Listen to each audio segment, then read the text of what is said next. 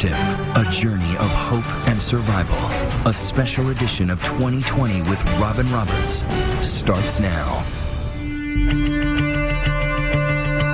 May 6, 2013, and the gritty heartland city of Cleveland is about to witness a miracle. Help me, I'm Amanda Berry. I've been kidnapped and I've been missing for 10 years and I'm here, I'm free now.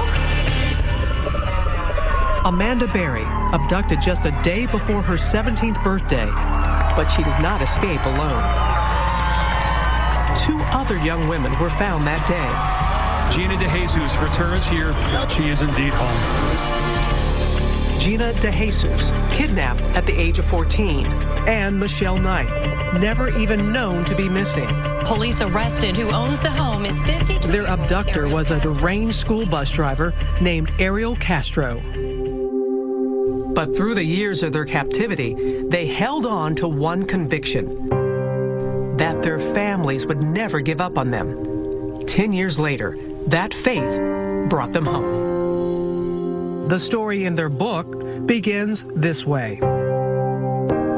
Now we want the world to know. We survived. We love life. We were stronger than Ariel Castro. Strong indeed. Good evening, everyone. I'm Robin Roberts. You're about to go on an amazing journey of resilience, celebration, and faith. Until tonight, it's been a mystery what really went on in that house for an unimaginable 10 years. But for the first time right here, you're going to hear that incredible story. Amanda Berry and Gina DeJesus share it in their new book, Hope, a memoir of survival in Cleveland. And they prove that out of the darkest depths of humanity, a light still shines. It was pretty cool. Amanda Berry, now 29, is tiny, just over 5 feet tall, but inside, a tower of strength. Tell me what you were like when you were 13. What kind of teenager were you then? I was pretty much a homebody. I stayed home a lot, did my schoolwork. What did you want to be when you grew up? I was into fashion. Like, when I was in school, the shoes had to match the shirt and the shoelaces had to match the outfit, She was raised by her mother and older sister in a working-class neighborhood on the city's west side. The tiny girl had big dreams of being the first in her family to go to college. We was a very close family. It was me, my mom, my sister, and my 2 daughters. We did everything together. There was not a time that she didn't call and let us know where she was. It is April 21st, 2003, the day before her 17th birthday, and Amanda is on her way to work at Burger King. How did that day begin? Well, my mom gave me a kiss and just told me have a good day. And I got up, got ready for work. I almost called off of work that day because the next day was my birthday. What if I would have called off that day? That question would haunt her in years to come. But this day begins like any other, until the moment when an SUV starts to follow her down the street. And he asked, "Do you need a ride home?" And I said yes. The man inside is the father of her friend, Angie Castro, from middle school. So did that make you feel a little relieved? It did, yeah. It's a friend's dad. He's like, "Well, she's at my house. Would you like to go see her?" I said, "Yeah, sure. I haven't seen her in a while." They drove down this quiet street, Seymour Avenue, and pull up in front of a white 2-storied house. And what happened when you went into the house? Well, he said, "Oh, well, the bathroom door's closed. I think maybe she's taking a bath." So he said, "Well, just wait." So he started showing me around the house. And I never got back out. Moments after stepping through the door, Amanda knows she is in trouble. Castro takes her upstairs and shows her something strange: a mystery woman sleeping in a bedroom in front of a television set. When I seen her, it was like a little peephole that the doorknob was supposed to go in. So that's all I saw. She would later learn that woman, 22-year-old Michelle Knight, had been Castro's prisoner for almost a year. And what did he tell you? That was his roommate. Her memories of what happened next are still raw. When he took me to the next bedroom, and it was just really dark in there, and he didn't turn on the lights. And there was a little room off of the bigger bedroom, kind of a big closet. And he took me in there, and he told me to pull down my pants. And from there I knew, like, this was not gonna be good. Amanda has just become Castro's second prisoner. When he took me to the basement, he taped my wrist and he taped my ankles, and he put a belt around my ankles over the tape, and then he put a helmet over my head. And he said, just be quiet and don't make any noise, and I'll take you home. The visor of that black helmet is now fogged by her tears. He chained me up to this pole, and it was like a really thick chain, like a motor chain or something. And he just left me there. He shut the lights off and put a little TV there, and I was just left in the dark. I just started screaming and crying, and somebody, please help me, you know, and nobody came. So you're there in the dark, you're chained up. Lord only knows what you had to be thinking. I was so scared that I was gonna die. I didn't think that I was gonna ever make it home. Just a 10-minute drive away, her sister Beth is worrying about why Amanda never came home. So her mother calls the police. We left her a message. By the third phone call with no answer, we knew something was wrong because 90% of the time she's going to answer that phone. The neighborhood around Amanda's home becomes ground zero for the investigation. FBI Special Agent Tim Kalanick, head of the Violent Crimes Unit, knows that the road ahead is far from easy. Missing person cases are probably the most difficult cases that we work. And the reason is because it really is a needle in a haystack. You're looking for that piece of evidence. You know, some unusual person walking down the street, an unusual vehicle. Amanda was last seen leaving work at this Burger King on Lorraine Avenue. All across the city, the news of her abduction makes headlines as the search for the missing teenager begins. Her sister is posting Amanda's picture. She hopes for the best. And in that White House on Seymour Avenue, Amanda is watching her mother, her sister, her own story slowly unfold in the bitter grays of a tiny black and white TV. Keep her going on the news media. Any flyers I can do? I wanted her to know that we was fighting for her and we wasn't going to give up until we knew where she was or what had happened. What went through your mind when you were watching that as you were chained? That kept me going. And I said, you know what, I'm going to make it home to you. As long as you fight, I'm going to fight. It is day 4 of Amanda's abduction. Castro has moved her to an upstairs bedroom, chaining her to a radiator. The hours are crawling by. The loneliness, the isolation, Amanda, that you must have felt. How did you deal with that? Well, the first week I was there, it was really tough. So I asked for maybe a coloring book and something I can write in a journal or something. The first thing he gives her is a diary with a tiny lock and key. Her first entry, written by the flickering light of the television. I just can't wait to go home. I'm 17 now, but don't have a life.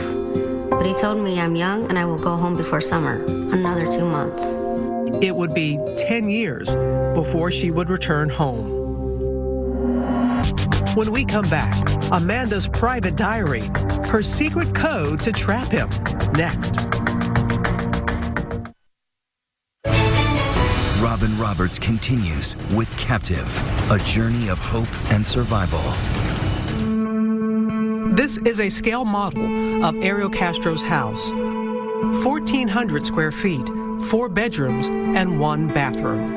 Amanda was first held captive down in the basement, then moved to the 2nd floor and chained in the main bedroom. Just steps down the hall, Michelle Knight, Castro's first captive, lived in a 2nd tiny bedroom. On the surface, the house didn't draw a second glance, but concealed inside 2207 Seymour Avenue is a bunker of chilling magnitude. There were doors that were put on the windows, completely covering the windows so no light could come in. The bolts that held those doors on the wall were sheared off. There was no way they could get at them, and those were even behind plexiglass. Its owner, Ariel Castro, is 5 feet 7 inches tall and a recluse. His only known hobby, playing weekend gigs at local jazz clubs. On the outside, he appeared very normal. He might be the last one you would suspect of wrongdoing. But this school bus driver is a man with a past. He has a former wife, 4 children, and a history of brutal violence. She and her children moved out of the house, fleeing Castro's violent rage. He hated women. He beat his wife so badly, he stomped on her head, he broke her teeth, he broke her bones. From the beginning, Amanda could sense the uncontrollable anger within. He was very intimidating. He was very scary.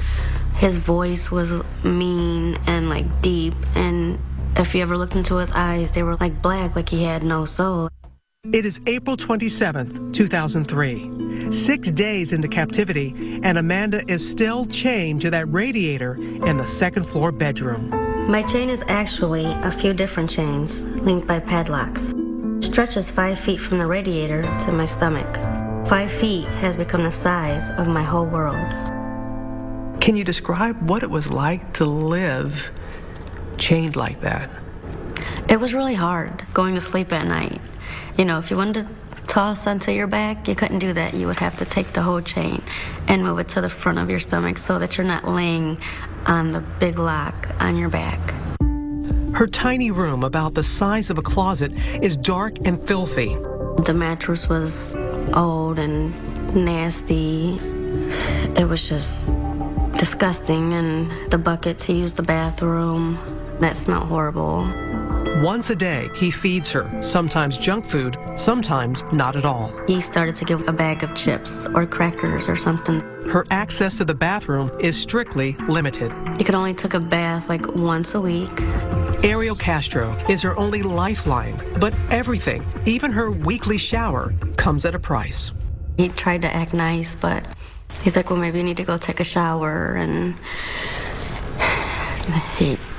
I had to take a shower with him. He forced you to take a shower with him? He thought that, well, I gave her that. I deserve this. Well, what do you want to tell people about the sexual abuse that you suffered?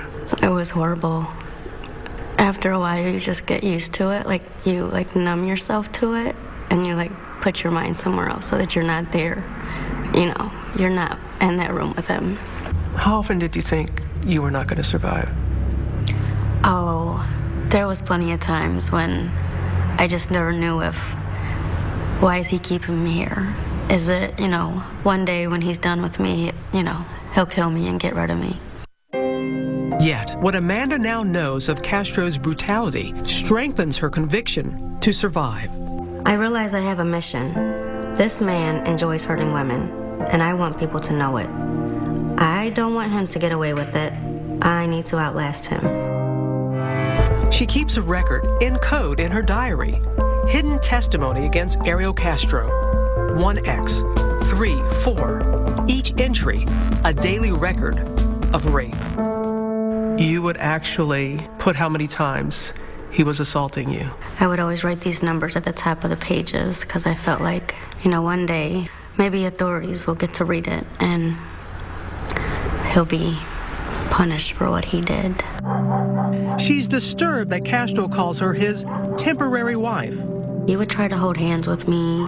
It would just make me sick because he would fall asleep, and so I would take my hand away from his hand, and I would scoot to the very edge of the bed, but I couldn't go too far because of the chain. Amanda has been missing for a week when her family receives a late-night call. It is Castro taunting them using Amanda's cell phone. He called and said, I have Mandy, which nobody called her Mandy, but who knew her. She wants to be with me, we're married. Well, we kind of just sat there we know she's not married. We knew definitely that it was foul play. Making that call on Amanda's phone was a near miss in the case, leading authorities to within 2 blocks of his house. In 2003, the FBI was just starting to develop technology that could track a cell phone's location. The intelligence and the information we have indicated that Amanda's phone was used in about a 30-40 block area.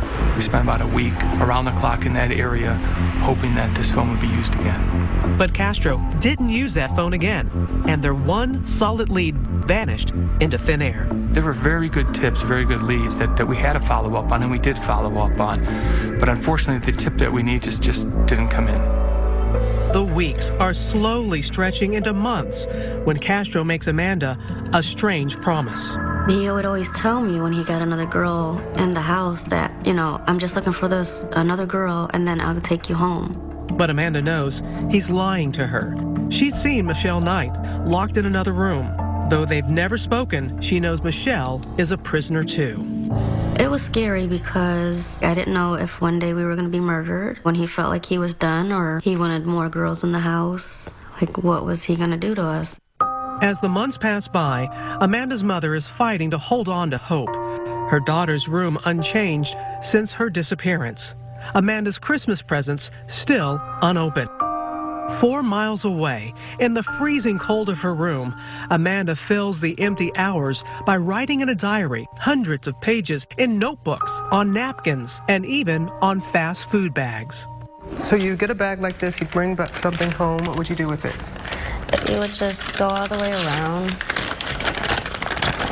There we go. Voila. There's your paper. How many days could you get into this? Oh, that could last a good week if you needed it to. Amanda has been a prisoner for almost a year when Castro goes on the prowl again, hunting just 5 blocks away from the street where he kidnapped Amanda. On this day, the young girl who catches his eye is 14. Her name, Gina De Jesus, and she's one of his daughter's closest friends. He pulls over to me, and then I got in the car, and then he would say he's going to turn around, but he never turned around. Gina De Jesus is about to become Castro's 3rd victim. Stay with us. Her spirit is in her smile. Gina De Jesus, age 14, the baby of the family. She loves to dance. I like you. Now 25, she still has the sweetness of the 14-year-old girl she once was. What are words that describe what kind of 14-year-old you were? Outgoing. I like to go outside and hang out with my friends, go skating. What dreams did you have for yourself? I wanted to become a lawyer. Why? I don't know, I think it was fun to win cases. Gina grew up on the rough side of a hard town. The youngest child of 3, she was a slow learner in special education classes. And from an early age, her mother, Nancy Ruiz, always taught her to be wary of strangers. I told her, like, if somebody came up to you and tell you, can you help me look for my dog? I lost my dog. Don't stop. You continue to walk and you ignore the person. I told her to be aware of her surroundings at all times. But all of Nancy's planning was no match for a predator like Ariel Castro. Tell us about that day. You were with his daughter? Yes, Arlene Castro. Did you have any idea what kind of man he was? No. I just knew that that was her father and my dad was friends with him. Gina is heading home from school with her friend Arlene and gives her some of her bus money to phone home. We were talking about what we wanted to do because it was Friday. And then I was like, you could come over. And then she asked her mom, and her mom says no. She went the other way, and then I went the other way. Now short on bus fare, Gina starts the long walk home when suddenly that maroon SUV pulls up at the curb. It's Arlene's father. He asks me if you've seen my daughter. I said, yeah, she's right around the corner. And he was like, can you help me find her? And I said, sure. When they arrive at the house, he invites her in. I was sitting there, and he's like, starts to touch me and stuff. And then I'm like, what are you doing? You can go to jail. And then he just switches up like, well, okay, you're gonna go home now. He said, but you can't go through the same door you came in. He leads Gina down into his basement, then grabs her and begins to chain her. He didn't make it tight enough, so I threw it over and then I tried to run, but he sat on my back. And then I just start kicking him. I kicked him and I bruised him really bad. As Castro overpowers the tiny girl, she starts screaming for help. Nobody could hear me. The radio was too loud. He always had that radio up so the neighbors can hear. 2 radios up. He had one in the basement and one in the living room. Help was only 2 miles away if Gina's parents only knew where to start. I went searching everywhere. Dumpsters, schools, empty buildings. The police feverishly search for clues, now suspecting that there is a serial criminal on the loose. By air, on ground, every inch of Cleveland's west side under the microscope. For the first few weeks, Gina is traumatized by Castro's disturbing behavior. He would take my hair and put it in his mouth. I don't know why he did it, but it was gross. When was the first time that he took advantage of you? May 7th. She still remembers the exact date, but it's still too painful to say more. What are you comfortable in sharing and telling us about that? I'm not comfortable. During her first few days in captivity, Gina watches stories about her own kidnapping and begins to suspect that she is not Castro's first victim. I kept watching the news after a while. You would hope that Amanda Berry will soon come home. I was like, did you take Amanda? And he was like, no, why would you think that? I was like, because you took me. 1 month later, he admits the truth, allowing the girls to meet for the first time while watching their families on America's Most Wanted. I calling friends after friends. They said they did not see her. So what was your initial feeling that, oh my goodness, there's 2 others, that I'm not the only one in here? He's got 3 of us. There's something wrong with this man. With 3 women now imprisoned in the house, each in separate rooms, Castro seemed to be creating a strange polygamous version of his ideal family. What was the relationship like with you and him? I couldn't stand him, but I couldn't show it all the time. I had to act like I liked him, and we were friends. He deluded himself into thinking that he was leading a normal life with these women. He was providing for them. They had a little family, which is crazy, but that's the way he thought. At first, Gina is Castro's new favorite.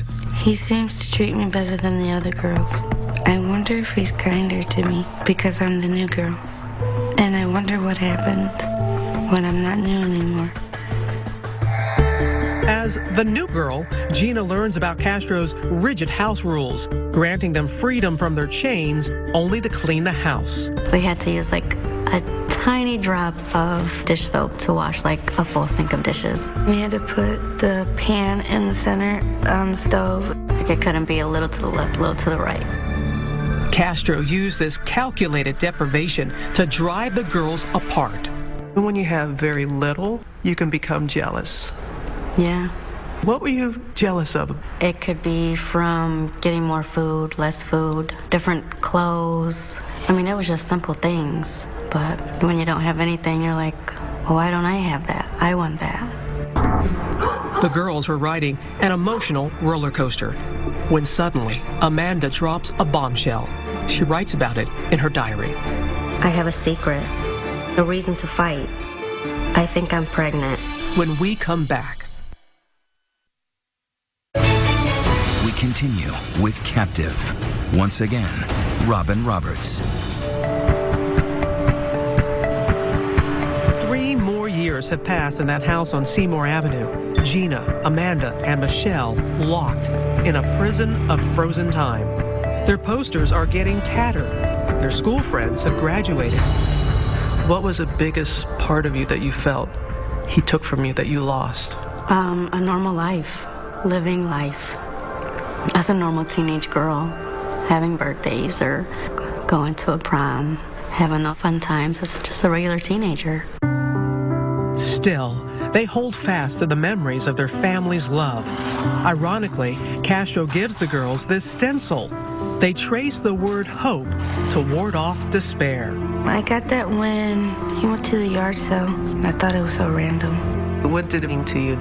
It gave me hope to come home one day. Their only window to the outside world is that black and white television. Anybody that you watched on television that helped you get through the times? I watched Oprah a lot, Martha Stewart for recipes, and I watched you. You watched me. I remember during Hurricane Katrina, I saw everything that you went through. Robin Roberts is live in the heart My of the family devastation. had barely survived the hurricane's devastation. Gulf Coast. Mom's okay? Sister's okay? They're all right. I gotta say, Amanda, you saying that, it reaffirms to you that you never know who's watching. You never do. And Amanda is watching when her mother appears on the Montel Williams show with psychic Sylvia Brown. I would watch her every time she was on Montel, and I'd say, I wish my mom would go on there. And then she could tell my mom that I was alive and that I'm okay. But Sylvia Brown breaks Luana's hope. I just hate that she's not alive, honey.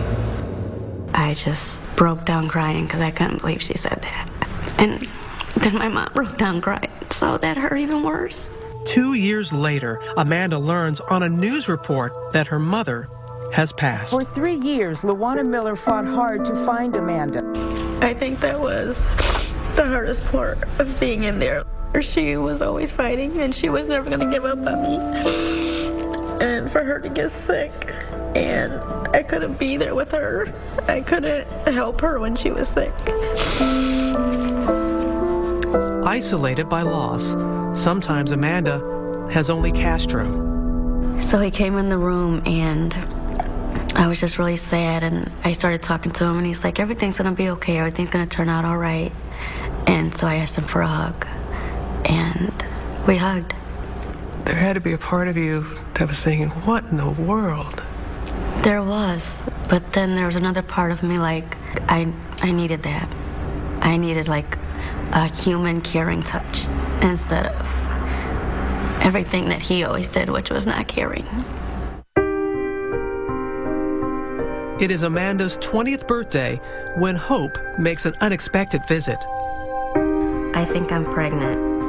I think my mom sent this baby, someone to help pull me through. I think she is sending me a miracle. It is early in the morning on Christmas Day, 2006, and Amanda Berry is in labor. He went and got Michelle, and he got this baby pool because he didn't want, a mess on the bed, so. She strips off her clothes and gets into that inflatable wading pool. Michelle was kind of just talking to me, like, relax, calm down, you're okay. And he sat in the rocking chair right there, just reading this book about, like, birth and stuff.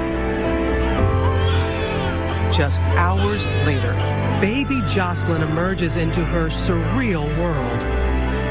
What was it like for you, Amanda, when you looked in her eyes for the first time? It was amazing because she was so quiet, and she was just the most beautiful thing. You hear of rape victims who have a child. How do you just wrap your mind around it and make it work? At first, that's what I was worried about. This is his kid. How do I feel about that? And she resembled him a lot. And I would look at her, and I just felt like, she's mine. She's mine. At first, Castro's so afraid of raising questions, he buys no supplies for the baby. Her first outfit was one of his socks, and he cut out like 2 holes for her legs, and then he cut out another sock, and then he cut 2 arms out, and that was like a little dress for her. From day one of Jocelyn's life, Amanda fights for normal in the most abnormal of places.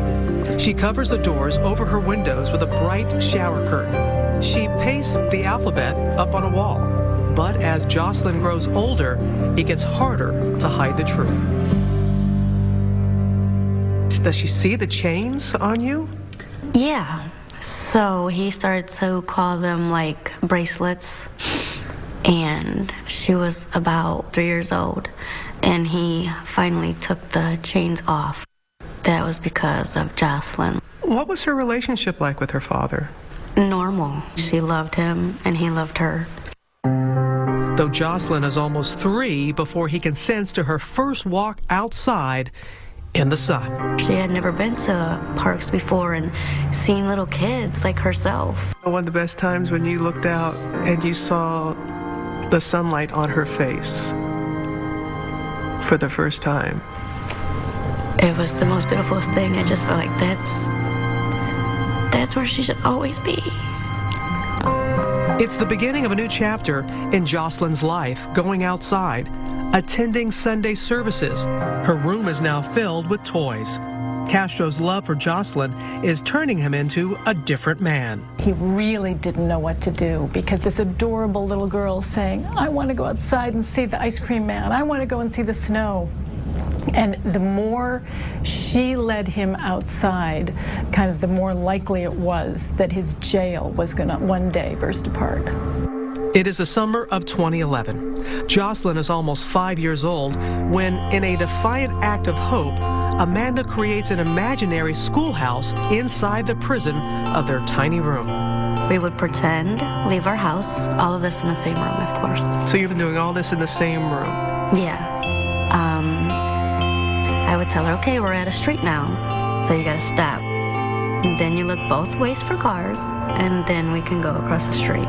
Okay, we're at school now, so then I'd sit her at her little desk and tell her, you have a good day at school now, Mommy will be back later for you. They would travel together on that imaginary journey every day of Jocelyn's kindergarten year. When we come back, how they nearly escaped. His daughter was right there, 10 feet away. Did you think about if we yell? Next. Robin Roberts continues with Captive, a journey of hope and survival. Though the house was a fortress and the girls, for years, locked and chained, the question that many may ask is, why didn't they run? I thought about putting rat poison in his beans and then spraying like pine sol in his eyes, but he was always a step ahead of what I was doing. Both girls admit there were opportunities that slipped away. Once, when Gina's friend Arlene Castro stopped by, he moved and chained all three girls in the basement.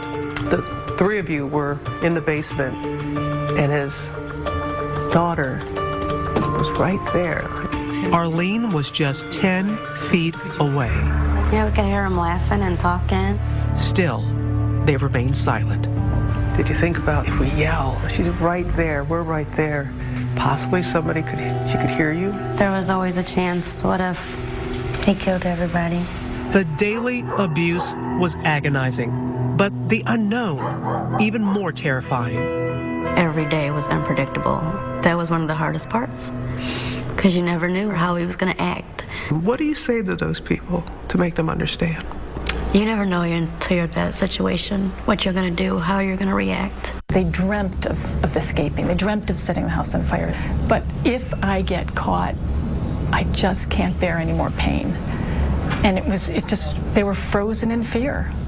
But on May 6, 2013, courage came from the most unexpected of places. On that day, it is little Jocelyn who sparks the great escape.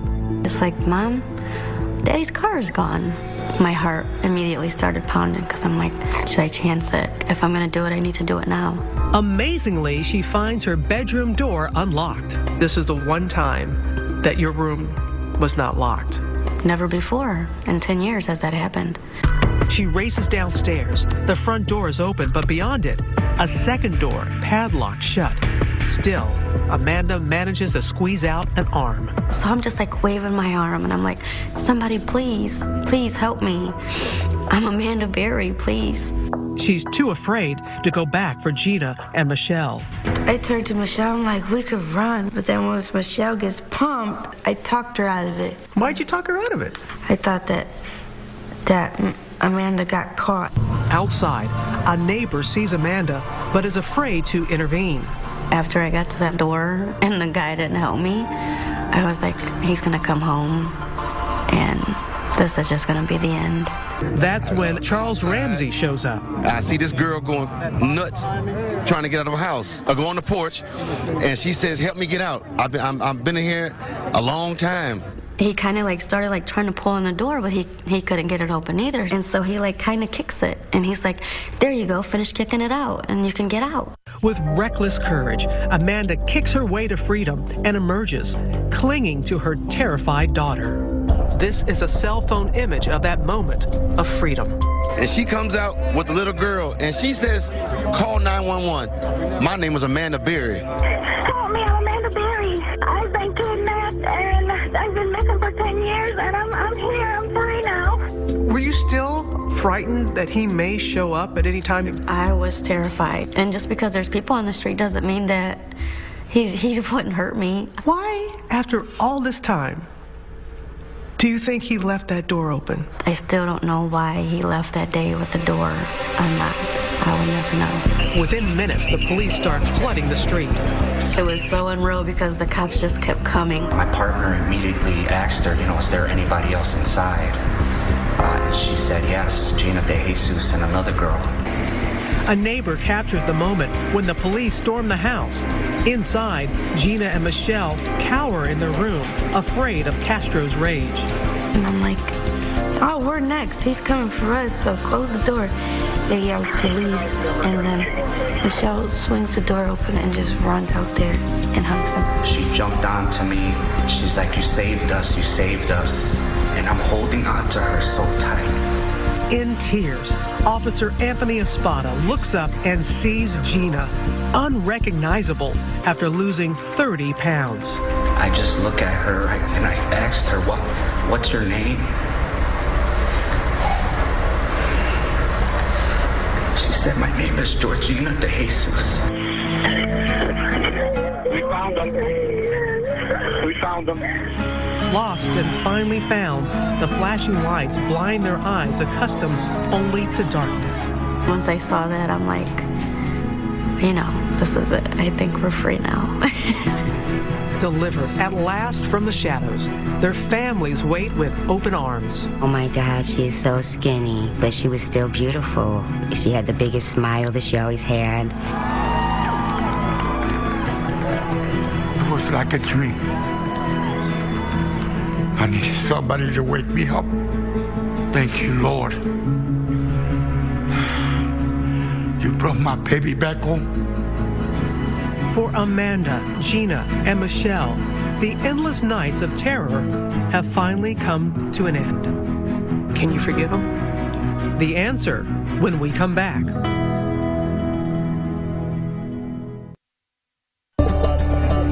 August 1st, 2013, Ariel Castro pleads guilty to 937 counts of kidnapping and rape. His sentence, life plus 1,000 years. But can Gina and Amanda forgive the man who stole their lives away? I think you have to forgive in order to move on with your life. Can you forgive him? I thought about that a lot. And in this situation, I feel like, no, I could never forgive him. I mean, he took my mom from me. I'll never get to see her again. Just weeks into his sentence, Castro hanged himself.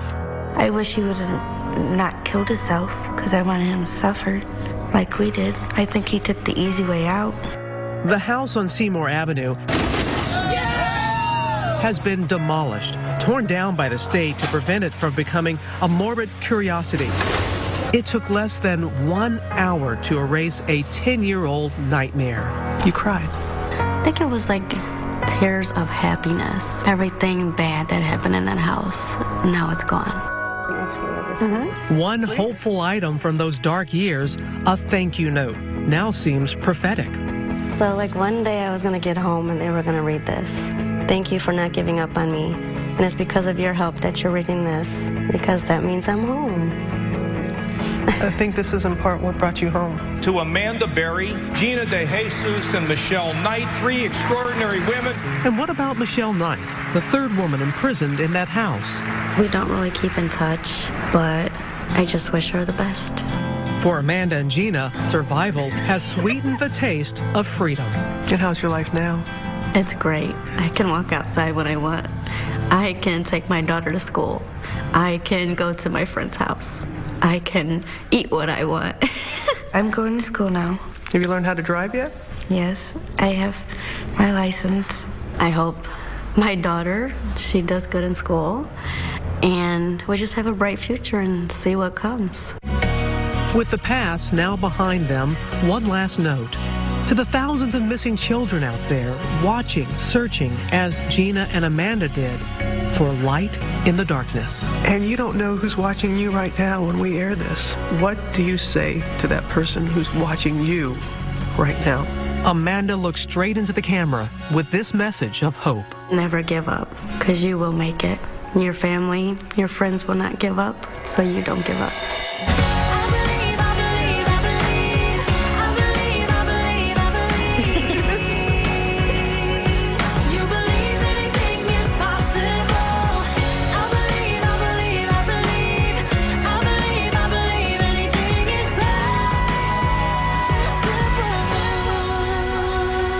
Believe anything is possible. A message we can all take to heart. If you think you have information about a missing or exploited child, please contact 1-800-THE-LOST.